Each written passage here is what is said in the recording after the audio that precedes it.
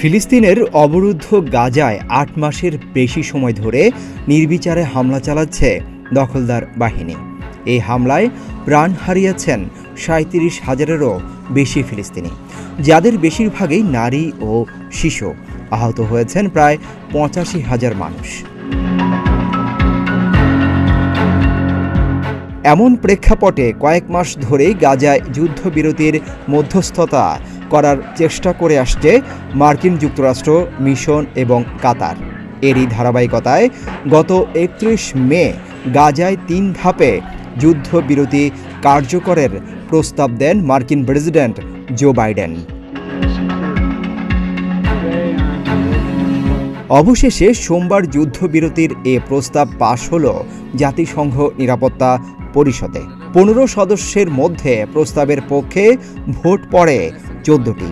Vote দেওয়া থেকে শুধু বিরত ছিল রাশিয়া। এ তথ্য নিশ্চিত করেছে আল জাজিরা। ইসরায়েল ও হামাসকে অবিলম্বে যুদ্ধবিরতির প্রস্তাব মেনে নেয়ার আহ্বান জানিয়েছেন জাতিসংঘে নিযুক্ত যুক্তরাষ্ট্রের দূত লিন্ডা থমাস গ্রিনফিল্ড। যুদ্ধবিরতির এই প্রস্তাবকে নতুন সুযোগ বলেও অভিহিত করেন তিনি। এদিকে এ প্রস্তাব পাশ হওয়ার পর জাতিসংঘে নিযুক্ত ইসরায়েলি প্রতিনিধি বলেন, তারা গাজায় যুদ্ধ চালিয়ে যাবেন এবং হামাস উপকৃত হয় এমন কোনো অর্থহীন আলোচনায় অংশ নেবে না। অবশ্য যুদ্ধবিরতির এই প্রস্তাবকে স্বাগত জানিয়েছে ফিলিস্তিনের স্বাধীনতাকামী সংগঠন হামাস।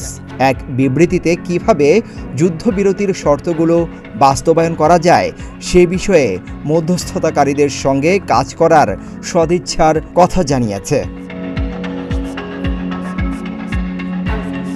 এর আগে গত ২৫ মার্চ গাজায় যুদ্ধবিরতির আহ্বান জানিয়ে জাতিসংঘ নিরাপত্তা পরিষদে একটি প্রস্তাব পাশ হয়।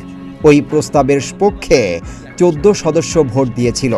তখন ভোটদানে বিরত ছিল যুক্তরাষ্ট্র। তবে ওই প্রস্তাব মানেনি ইসরায়েল। বিশ্লেষকরা বলছেন, গাজায় যুদ্ধ শুরুর পর প্রথমবারের মতো যুদ্ধবিরতির প্রস্তাব পাশ হয়েছে।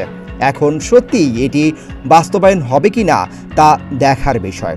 তবে এক মুহূর্ত দেরি না করে গাজায় যুদ্ধবিরতি বাস্তবায়ন করা দরকার বলে মনে করেন তারা।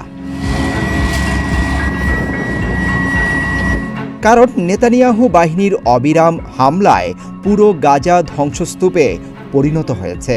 খেয়ে না খেয়ে পরিবার পরিজন নিয়ে মানবেতর জীবনযাপন করছেন লাখো ফিলিস্তিনি।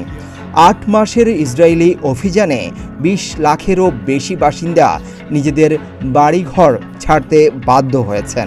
জাতিসংঘের হিসেবে ইসরায়েলের আক্রমণের কারণে গাজার প্রায় ৮৫% ফিলিস্তিনি বাস্তুচ্যুত হয়েছেন।